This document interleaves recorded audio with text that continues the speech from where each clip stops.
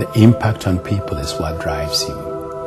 I travel around the world, I see the misery some people live in, I see the pain, I see their needs, and yet with a bit of organization, a bit of effort and solidarity, we can get a lot done.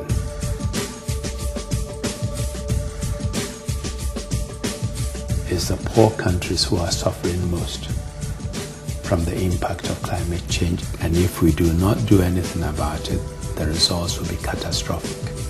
And so I would urge those who would think that way to look further ahead and to broaden their horizon.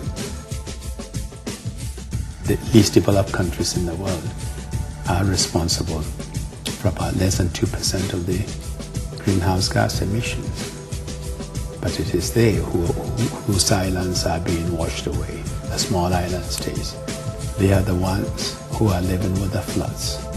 They are the ones who are living with the drought, seeing desertification advance in some places at the rate of 7 kilometers an hour.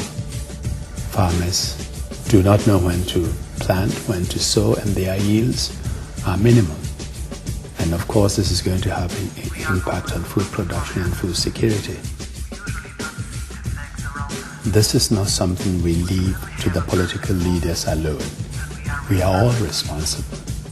We are all responsible for the planet, and we all need to work hard to protect it. So it's an issue for our political leaders, for our business leaders, for our civil society leaders, for us as individuals. We have power to bring about changes, power through the choices we make, the things we buy, the way we live our own lives. You have 1 billion people who are starving. Do we tell them, you have to wait until we've resolved this and that before we turn to you? I think we need to tackle some of these issues at the same time.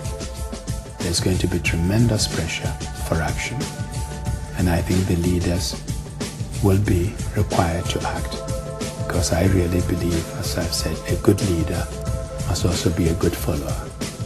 And with the pressure that is going to come from the people, from the grassroots, it will force action. You need to take whatever steps you can to factor in the impact of climate change. Because in our world of today, no one can be secure at the expense of the other. There's no exclusive security. We are all in the same boat.